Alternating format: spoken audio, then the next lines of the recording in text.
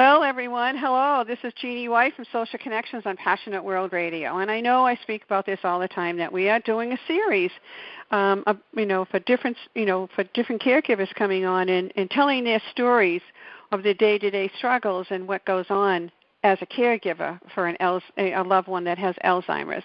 And today I have Helen Jenson on, and she is the caregiver for her husband, Jim. And she's going to talk about a few things, and I believe one of them would be I believe Jim has the Lewy body dementia. Welcome, Helen. Hi, Jeannie. Thanks for having me on. Me too. I'm glad you're here. So, can you just tell a little bit, like some sort of a background on, when did this happen? When did you start noticing different things in Jim, and then how did the diagnosis process go through? Because that seems to be a real issue with a lot of caregivers, and what is happening with you now? Okay. Yeah, it really is. And with Lewy body, the Alzheimer's, they go down, down, down, but with Lewy body, they go up and down and up and down. So it's very hard to diagnose because you go, oh, maybe it was just this thing or something, and he's going to be better, or maybe it was just a senior moment or something. And because they'll be really good, and you go, oh, okay, and then they'll shoot back down. So that's the difference between the two. But actually, one day we were driving in Houston, Texas, where I'm from, and we were going to go to the store, and it was sitting right there off the off-ramp, and Jim just got so upset that I wouldn't tell him where the off-ramp was. It was the same one that he took to work for 25 years, and my mother was in the back seat, and she said, Helen, something's wrong. He's got Alzheimer's or something. That's not right. And I just let it go, and just little things were happening like that, and so we decided to move out of the city because I wasn't sure what was going on. And so I worked, and when I would come home from work, I noticed he was always sleeping. And when I was home, he would, what they call shadow you. He was always just like an inch away from me. They do that. It's like you're their security blanket, and just following me everywhere. And it was actually getting irritating. And finally I realized that he would be up all night and then sleep all day. So he was up when I was there. So it was just kind of a crazy thing. And we decided to buy a little vacation house in the Upper Peninsula. And he's from here, so I thought, well, okay. So I sent him up to look at houses. And the agent from the realtor called me and said, we debated, but, I had to call you because your husband has very strange behaviors. He's doing all kinds of really strange things. I'm going, really? Really, yeah. Yeah, he's a little off here, And I thought, well, that was a pretty bold move. I better pay attention. I was working long hours, got home after dark. And so I started, and I thought, wow. And then I realized that he was forgetting, and he started repeating to the point where people were getting irritated and kind of like, oh, right, nobody wanted to talk to him anymore because it was so irritating. And I thought, there's a huge behavior change going on then. Oh, totally. And I just thought, well, what am I going to do? And I was 10 years younger than him, and we needed the money. But I thought, well, he's got his retirement and this and that, and we're going up to this real little house from our big house, and maybe we can swing it. So we came up here and started redoing this little house and living here, and he was actually on a lot of tribal committees, big committees for constitutions, all kinds of things. I mean, very bright, sharp guy, physically in good shape. And people would say, there's something wrong with him. Well, he started the repeating and all that kind of general stuff that you see on, Alzheimer's people. But he started shaking quite a lot. And people with Lewy body, a lot of times it tends to go along with Parkinson's, or people with Parkinson's tend to get Lewy body. And they will start to shuffle, and they will start to shake, like they're trying to drink their coffee and it's shaking. Their hands will start shaking. And I thought, well, I don't know. He's just shaking a lot. At this point I had no idea. But then at night, we could hardly sleep because he would be like running in bed, which is another thing that they do in Lewy body. It messes up their REM sleep, and they're like fighting, and they're alive in their dreams, because normally people, when you dream, you're paralyzed. That's your normal thing that dreams, you're paralyzed. But with Lewy body, it messes things up. And so, they're fighting the enemy, and they're swashbuckling around, and just all kinds of stuff in bed, It's just, anyway, that started. He had no sense of time, no anything. And one day we were sitting actually in Big Boy, of all things, and he looked at me with tears in his eyes, and I've never seen the man cry, tears in his eyes, and he said, "We need to go to the beach." And I'm like, "Okay, why?" And he said, "Because I have a great big jar, a mason jar full of painkillers. And if a kid would get a hold of that, I would not want to be responsible. And I'm just terrified. We need to go and dig them up and get them out of there." So I took him in the car. We went all over. I live on Lake Michigan, so there's a lot of beach. Anyway, he couldn't find it, and it started getting dark, and he was just frantic. And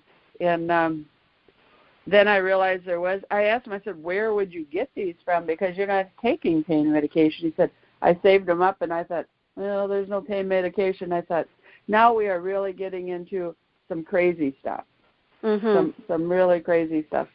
And so anyway, my sister had passed away about 4 months before he started getting really wild.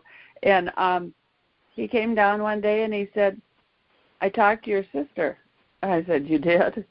And he said, "Yeah, she's upstairs." She said, "I'm Sandra. I'm Helen's sister." I'm like, okay, that's interesting. And that's when he started having hallucinations, audio and visual both, hearing people talk, seeing them sometimes. And that's one thing about Lewy body. Usually that will show itself in a way that it's already progressed to that stage, and it's like boom. Whereas in Alzheimer's, it's kind of towards the end. Whereas at Lewy body, that's one way that they use. They think, well, it's probably Lewy body because they're hallucinating and all this crazy stuff. Well, that kept on, and I took him to the doctor, and they said, well, put him in a nursing home. You have to put him in the nursing home because his cognitive and his short-term and everything aren't matching up or something. So that's the kind of people that get aggression.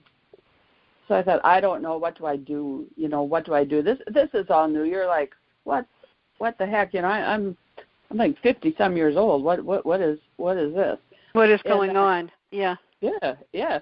And you're just trying to live every day, and I think you kind of try to ignore it, and like it doesn't. It's really not there. Yeah. Like it's really not as bad as you think it is. No, you don't want it to be that bad. But anyway, right. So I took him to a specialist, a neurologist, and he was doing these tests like they make you draw a clock and ask you who the president is, and here's 3 things to remember. It's this little test. They all do it. And I was sitting behind my husband, and the guy just kept shaking his head, and I looked at him, and he just kept shaking his head. So I went, okay, so this isn't good. So we went home with our Aricept patches and everything, which is a standard thing. But with Lewy body, usually by the time you figure it out, they're too far gone. Sometimes you can use those, and they'll last a couple of years. Everybody's so totally different. Nobody's the same. But anyway, they didn't work for him. Yeah. But he had a lot of audio hallucinations. And actually, I taped some, and some were actually cute, which sounds strange, but some were actually cute. He had a family that lived in our cable TV box. It was Alexander from Alexander, Texas. And that was strange because they were both the same name. And he would just talk to him. I mean, it sounded so normal. You would think he was just talking to a friend or anybody else. But I have videos of it, and he would get very into it, and he'd just say, "I have to let you go because my wife is making supper now, but I hope that's okay." we'll talk to you later. And then he said, I talked to Alexander. He said it'll be later so we can have supper. And I'm like, okay. Well, all right, yeah. And, so you kind of like, well, it's not hurting anybody, but this is really different, And extremely different from what I've heard from other other caregivers.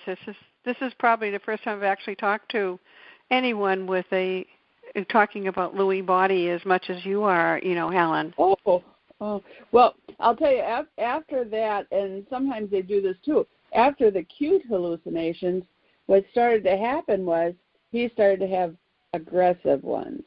People upstairs would say, you've killed my sister.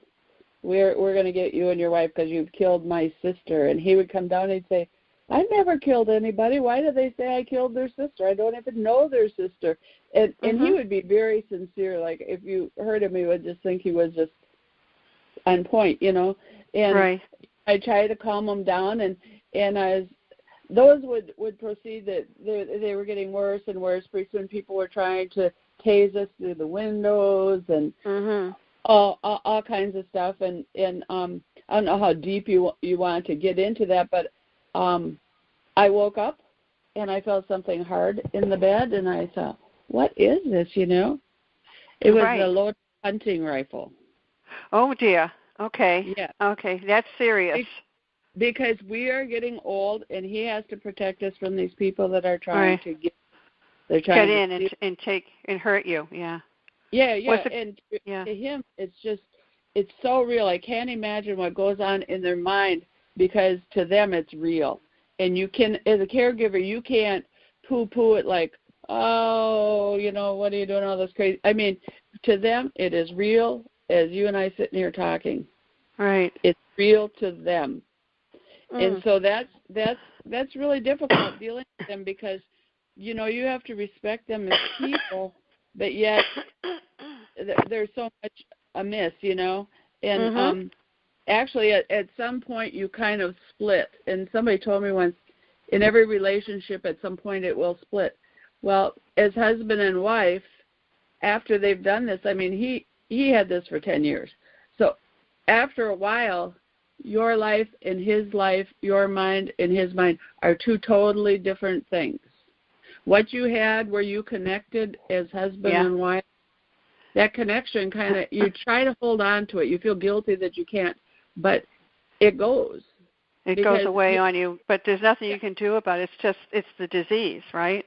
Right. But you have to take care of the house. You have to pay the bills. You have to mow the yard. You meet new people. I mean, your life keeps evolving, and theirs is over there, and you love them so much. You want them to be in your life, but it's really hard.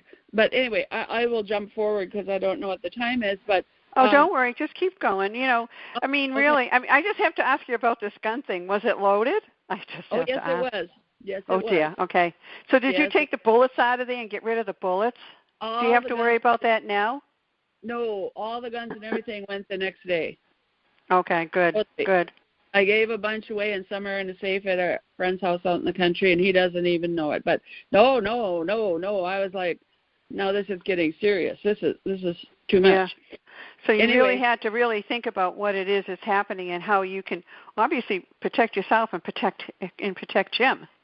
Yeah. Well, in Lewy body, I don't know about Alzheimer's because I'm pretty much a Lewy body person, but I mean, you do get that safety issue that starts creeping in. Where anyway, what happened with us was shortly after the thing with the gun, and I'm just very honest and open because this does happen, whether people talk about it or not. It does happen. It does. I'm sure it does. He came to bed and he had all this stuff on his arm. I mean, a whole roll of paper towels. And he looked at me and he said, "Look what I have." And I thought, "What do you have? You have paper towels around your arm." Well, after finding cheese in the drawers and who knows what, a whole roll of paper towels, I thought, "Oh, well, go back to sleep," And pretty soon I could see all this red coming through, all this red. And I'm like, oh, my God, what have you done? So I jumped out of bed and grabbed a T-shirt and jumped right on top of him and rolled it around him, and I had my cell phone. I dialed 911, and that was just all blood. And he passed out on the living room floor. And we still don't know what happened to him because he slipped from his wrist all the way up. It took a Y and then went up to his elbow. He had 47 in his arm. And he said he doesn't know, but, I mean, they couldn't find any blood anywhere. There was one drop underneath the paper towel holder, and he was just bleeding everywhere. Anyway, so we got to go in the ambulance. It was a big production, and then had to follow, and some friends had to come and, stitch him up. Well, what happened was, for Jim, he had started drinking, and he was not a drinker before. But when he drank quite a lot, the voices would go away. Okay. So when he would get very tired, he would start drinking, and it would make him kind of straight again, which sounds strange. But the voices would go away, and he could sleep for 4 or 5 hours or something like that. Yeah. That night, when we went to the ER, he had a high blood alcohol. So he had been drinking, so I don't know if he fell. Nobody knows. We have not figured it out till this day. And he doesn't remember doing it. Most things that they do, they don't remember it. I lived in Texas for 30 years. We did. He doesn't remember that at all. He doesn't remember our son. He doesn't remember anything. He really doesn't remember anything. He doesn't know my maiden name. At times he wouldn't know who I was. He'd say, "Where's my wife? Who are you sitting over there? You're not my wife." And he'd point to a picture that we had when I was like 19, and he'd say, "That's my wife." Yeah. I'm pretty sure I am, But, were they putting him under any kind of medication or anything, Helen? Oh, well, I'll have to tell you what happened was I called the VA because he's a veteran, and they said take him to the emergency room. So we took him to the emergency room, and the VA came to me and said we had 3 doctors sign off. We are committing him. So they kept him for a month and ran all the tests, everything like that, and that's how they determined the Lewy body. But they said they would not release him to me in the home because of a safety issue. Right. They said he was not safe to be living with me. So I had to find a place where they would take him quite quickly, and he couldn't come here. He had to go to a facility. The local facility 2 blocks from my house turned it down because some of the medications they had to give him, plus he had the safety issue. But luckily I knew some people up there, and they finally said yes, and he's been up there ever since, and it's so good. They're so good to him, and his quality of life is as good as it can be considering up there. But he did have a couple instances of very aggressive behavior towards a couple of residents and windows and a few little things like that when he was first there. But they got his medication all lined up and everything, and then he just became a pussycat, and he's been there, was going on 4 years in April. He's really docile. He's kind of like the mascot up there. Everybody loves him. He just gives a big smile. But it's kind of hard because the nerves and everything to his ears have gone from the disease, so he can't hear anything. But he's he's getting used to it. He can read my lips a little bit. And another thing is, now that he's calmed down with all the hallucinations and everything, they've taken him off all of his meds. That's good. That's good. Yeah. Well, good for him anyways, too, Right. Well, with Lewy body, that's a different thing, too. They don't react well to a lot of medications, so they have to have totally different medications than what they would give an Alzheimer's person. And so anyway, you never know. I mean, one might tolerate it, and then another patient, it just will make them go down and, not come up. You just don't know how they're going to react to it. That's the whole thing. It's what they do is, whatever their symptoms are, you just have to go ahead and treat the symptom, whatever it is. All right. Isn't it kind of hard to diagnose Lewy body, though? Very hard. The only way that they can totally know that it is that is by autopsy. And we have a big system where they donate people's brains, loved ones' brains. And that's what Robin Williams died of. And that really? That kind of kicked it off because she had an autopsy done for him, and they found Lewy body, and, of course, she worked and got that out in the public. So it's becoming more prominent because people are putting it, like, in the obituaries, and they have these brain banks and things like that because you really don't know for sure. But people that I know that have donated their loved ones' brains, they have found several kinds of dementia, not just Lewy body. They've found Alzheimer's, frontal lobe. They've found a mixture. Mhm. So, it's kind of a mystery. It's just a mystery of, you don't really know what they have, and like I said, it can be. I believe in this. I'm not a doctor, but I believe just from being in my support group, which is excellent. As to say, Betsy, but I just believe that I don't know if there's anybody that's going to turn out with just straight Lewy body. Yeah, there'll probably be a combination of things you're saying. Yeah, that's a shame. But can I just ask you, but how are you doing now? How are you doing, Helen? Well, I'll tell you right now, my husband is in the kind of the last part of it. They don't have stages. Alzheimer's has stages. Lewy body, they call it the roller coaster because it goes up and down and up and down. He was bedridden for 4 months, and now he's hiking the halls. So, but they say he's in the last part. So I have him now just on pain medication, a patch, and now they just increased it yesterday. So I'm kind of at the point where I'm having to make these huge decisions like, do I want him to live longer, or do I want him to live for a shorter period of time with no pain? So it's kind of where guilt gets you.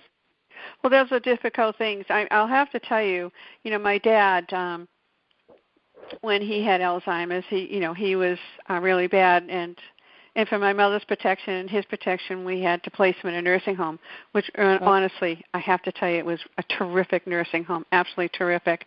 Right. Never had to worry, But there came a point when he couldn't eat, and they wanted to put a tube in him, a food thing.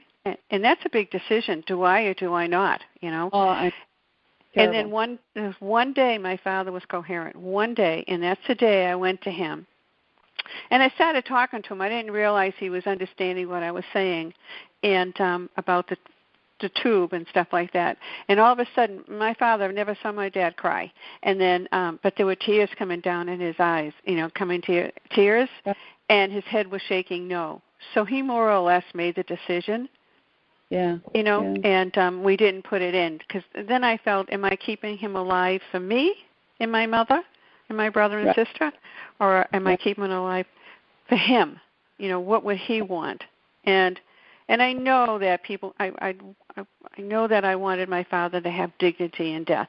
Is it a hard decision? Yes. But we made it. But I believe my father in some way helped out with it. And he died shortly after that. Well, Jim. So Jim it's not an easy decision. Everyone has to walk their own road on that one. Right. Well, we signed papers for no resuscitation or anything. We talked about all that beforehand. When I don't know if he understood or not, but we did. And being married for 40 some years, we talked about it. But he doesn't want to eat. He loves the Boost drinks and things, and he's so happy to get those in that. But getting him to eat is just, he doesn't want to. Once in a while he'll eat a piece of bacon or something, but really he doesn't eat. And the doctor explained it to me, and I've heard through hospice, is when your body is shutting down, it can be even 6 months beforehand, it doesn't know what to do with the food or drink. And when you try to force it in them, it's actually causing more pain and stress because they don't want it. She said it would be like if you ate a huge Thanksgiving dinner and a whole pie, and somebody said, "Hey, let's have a piece of pie," and they go, "No," No, yeah. Because in their mind they're full. Mhm. And he has had problems with that, and I think many of them do. They don't know if they've eaten. We've went to restaurants early in the disease, and he'd say, "Yeah, why aren't we going to order?" And we just finished eating. I don't think the brain comprehends if they're hungry or whatever. The only thing that he really comprehends is everything is either hot or it's cold, or it could be red, and that means hot. And right now he's just cold all the time. Lots of blankets, lots of everything, and he really doesn't want anybody to hug him. They say, just love them. He doesn't want me to hug him. He doesn't want to be kissed or anything. He's in pain, and that he wants to sleep. He doesn't want anybody fooling with him. And when he is in the mood, he'll let you know, and he'll get up or he'll wave do at something. you or something like that. But he'll make a gesture or something like that. It's really a cruel disease, really very cruel. I'm sure all diseases are cruel, but this takes away everything mentally. Everything is gone, and that affects him. He doesn't know. Like my friends, I just lost 2 friends, and at the end they didn't know. And it's like, they're in there somewhere, but you're not sure where. And it's just a shell, actually. That's all it is. Yeah. And the thing is, too, Jeannie, once you put them in the nursing home, I think some people think, well, they got them in the nursing home, so now you can really sleep and catch up on your housework and things you meant to do because you were caregiving at home. But it's not like that. Once you get them in the nursing home, they're calling you, and you have to run up there, and then they fall, and and you lay awake thinking, oh my God, that looks terrible. They're all black and blue or whatever. Because those things happen in a flash. They can't help that. And yeah. Well, that happened with me with my last friend here, Terry, that passed away. She used to call me at all hours of the night. Oh my God, I was so exhausted. I really was, And then, they would call me. The nurses finally got to know. They would call me that she needed something. I'd go running up there and do whatever. It's it's a constant. Whether they're at the home or a nursing home, you're still working it. You really are. Oh yeah. And I feel sorry because there's a lot of caregivers. I know there's some in my group, and they have had to drive a long way to go to a nursing home. And I'm very fortunate because mine is only a few blocks away.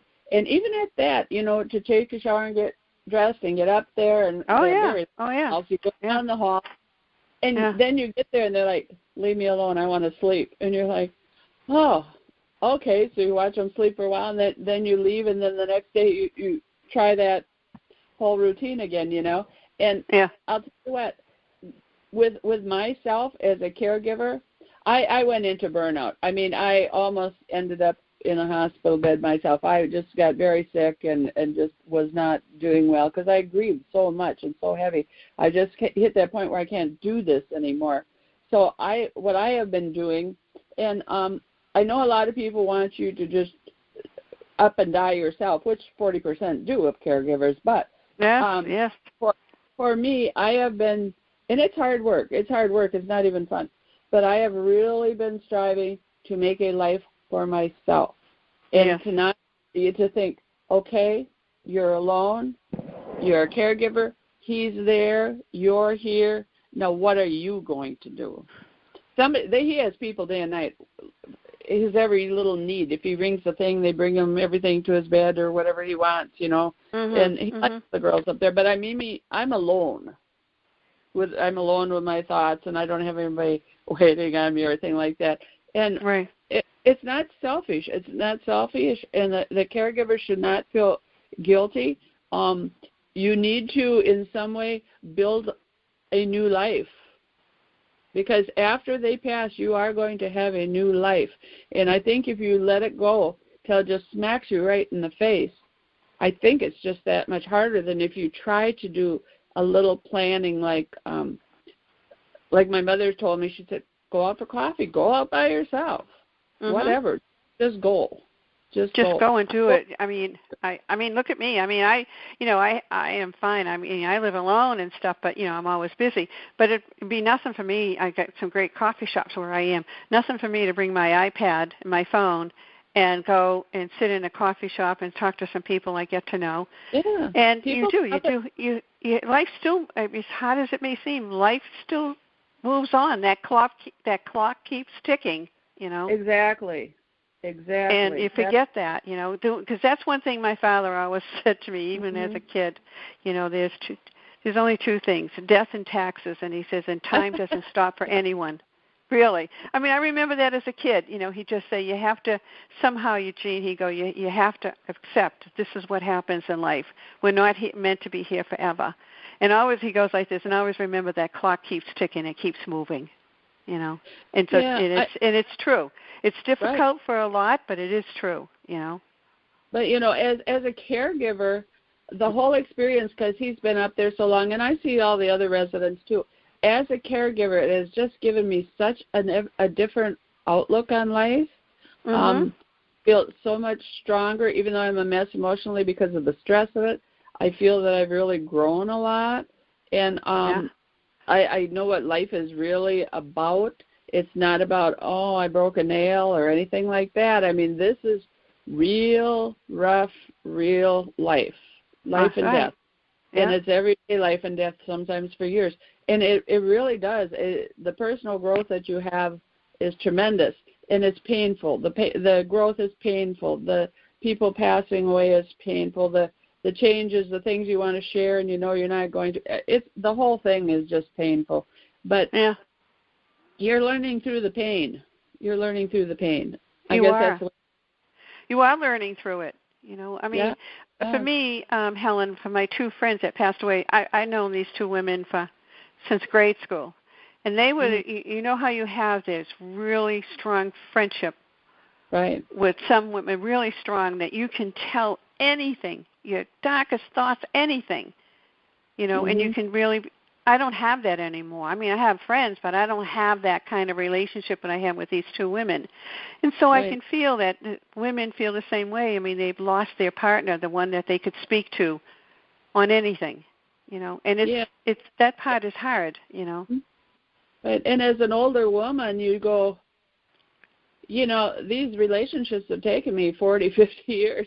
Where am I going to find somebody to start all over and have that, when you're with your husband since you're young, you go through the hard times together, trips and inside jokes and I mean, so bonding to do that again. And I'll tell you, another fear as a caregiver that I have had, Jeannie, is I don't want to be around somebody that somehow at my age, I'm getting older, that is going to be sick or something that, I'm going to get close to them, and then I'm going to end up being a caregiver again. It's just like I'm just not ready for that. And the chances of that happening just make me draw back sometimes from some people, because I'm thinking, hey, I have a very close friend whose wife died of Alzheimer's, actually, and he was caregiver. But he just has pancreatic cancer, and his kidneys have just shut down.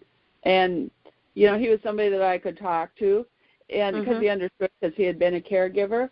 And I thought, I always didn't want to get close to that person. And I told him, I said, it scares me too much, because I know you're sick, and that scares me. He says, oh, well, I'm going to do this, and I'm like, no, and he understood that. But I mean, it's just, you are a little afraid of getting too close to the flame again, because it'll leave a big impression on you. It does. It's horrendous. It really is. Right. And I know we wanted to. I got another 10 minutes, so you wanted to touch on burnout a little bit, right? Yeah. Or have we already been talking about burnout? Well, part of it, but I'll tell you what I really wanted to talk about. That was part of burnout is because we have what they call anticipatory grief, which means we start grieving as soon as we know they're mentally gone. So that means if they're gone for, say, 4 or 5 years, 10 years, whatever, the caregiver is in grief mode all that time. And that takes a heavy toll on you. It isn't like when somebody dies suddenly and you grieve, and then in a year or two you start kind of seeing the light again. This is many, many years of heavy grief. And another thing is you have that anticipation. You don't know, when are they going to make the phone call? When is he going to go? When is right. everything shot out of the water? Can I go here, or will they call me if I go to visit my mother? Or I mean, you're just kind of on edge all the time. Plus, you don't know when that grief's going to hit you. Like I went through the house and somebody had cleaned out the clothes for me here. I found a whole closet full of more clothes because they didn't look in the closet, and it was just like, it just takes your heart straight back down to the bottom once you feel that, oh, okay, now I've kind of gotten myself together a little bit. But no, you're not together at all. You go right down in a flash, and it just wears you out. And they say that 40% of the caregivers die before the loved one does. I've heard that too. Yeah, they're not aware, and we're grieving. We're running around. We're grieving. We're doing all this stuff, and it's harmful to us as caregivers. Yeah. Well, isn't it a saying? You lose them twice. You lose them first to the disease, and then they'll lose it. It's twice that they're grieving. Totally. It's probably one of the longest goodbyes for a human being to handle. Really. Yeah. Well, my husband was bedridden for 4 months and wouldn't eat but liquids, and they said he was going to die. I was all prepared, and actually I was at peace with it. And they moved him to a unit where they, people were bedbound and everything with another guy that was passing away. He was there 3-4 days, and he got up and he says, "What's to eat?" Wow. So I had grieved, and I had come to terms with everything.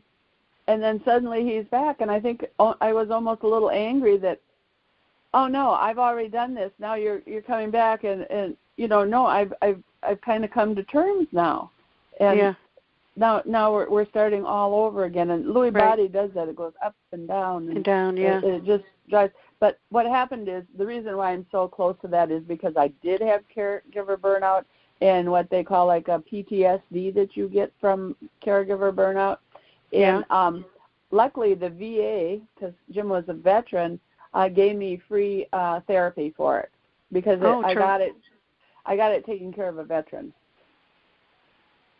So that must have been so helpful to you. And is it still working for you? I could probably go back. The closer it gets to the end, once they said that it was getting the last half of the last half, I'm thinking that I'm going to go back. But that's another thing too. Caregivers should not be afraid of having to go on medications. Many take medications for anxiety and depression, and it's just a time in your life where go see your doctor, make sure everything's fine with you physically, try to keep up with everything. If you need meds, well, then you need meds. Just take them and don't give it a thought. Yeah. You need to do that because it will break you if you don't. Everybody thinks they're strong, but it ekes away. It's like chipping away the whole time. Yeah. It chips. Yeah, I'm sure it does chip away. It did for me, for my two friends. And I'm just talking because they were my friends. I'm not walking in anyone else's shoes, just my own. And I was totally at loss, because it was my father was about 30 years, but these two women, were part of my life, So it's not easy, but I think caregivers need to really speak out, and I think by talking like this, like you're talking, and Betsy talks, and Cassidy talks, and Tina, and they put their stories out and tell it like it really is, really. Right. Well, there's so many people that don't want to talk about it, and there is a lot of unpleasant things, but it's real life. That's why don't want to hear real life. But I'm grateful that you're having me on here because I'm getting a chance to talk about Lewy body, because a lot of people that have Alzheimer's are going to find they have Lewy body also, or Parkinson's, or frontal. I mean, I really think all dementias, what I say is I don't care what the label is. All I know is he is sick. You That's can right. call it what you want. Anything you want. He or she is still sick. They call still it have it. He's sick. And it impacts them, it impacts the wife, it impacts the children, it impacts relatives, it impacts friends. It really is. It's a social situation. Yeah, and it impacts a lot of people, and people don't realize it. There's a lot more people coming down the road too. I don't know what they're going to do for facilities and resources, because the baby boomers are coming up, and I'll tell you what, it's going to be a whole wall of people that are going to have dementia of some sort. Yeah. Yeah. And it seems like, the medical community really needs to, step up. Also, this is from what I hear. They don't even know. Yeah, a lot have of no idea with their in conception what's going to happen. It's you can actually. Well, I'm sure people are calling it. It's an epidemic. It's worldwide.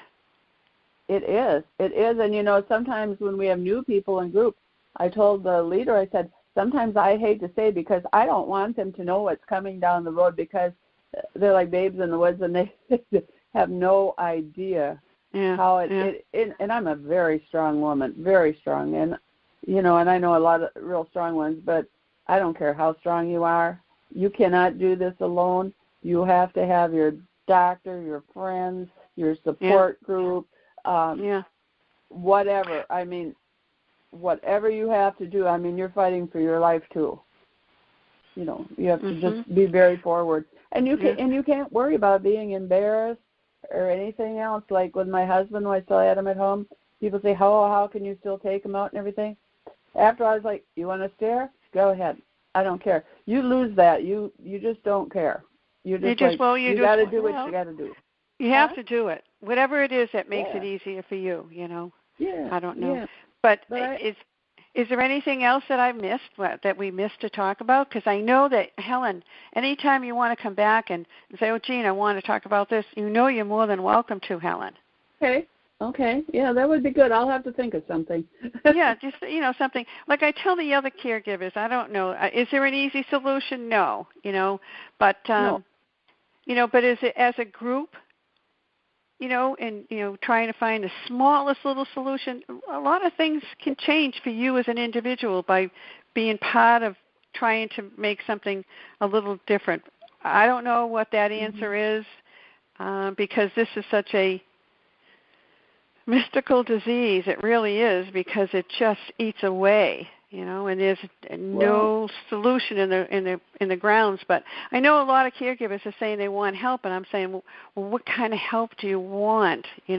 What are you looking for? And maybe in a group like your group, one little solution to help that caregiver to get through the day. That's all you're looking for. Right. Well, I'll tell you, Jenny, with me it's education. I think the more that people can hear the truth, and a lot of groups it's too raw for them. In our group, we say whatever, and we tell it like it is, and you can't BS anybody, because if they've been there and they're talking, somebody else can try to fake it, but no, you know who has actually walked the walk, and you just need that group for support, and you need to get it out there. I think the more people that are educated. Actually, I talked to somebody in the nursing home, Jim's cousin, and I said, your father couldn't eat, so I was helping him eat today. Do you realize he can't eat? Because nobody was helping him. And she said, oh, well, some days he can and some days he can't. And I said, well, does he have Lewy body because they go up and down? She said, no, he has dementia.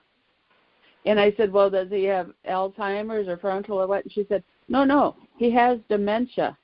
And I thought, my goodness, you're not educated. Yeah. You don't know what he even has. You don't know the forms of dementia. So maybe, next time is talk about the different forms of dementia so people can hear it. You're more than welcome to do that, Helen. If you want to bring someone else on too, we can do that. But and that's the thing is I'm helping, but I'm trying to find out what is it more that can be happening, and that's probably one of them, because everybody puts everything under an umbrella. And dementia, how many different types of dementias are there? I think 40.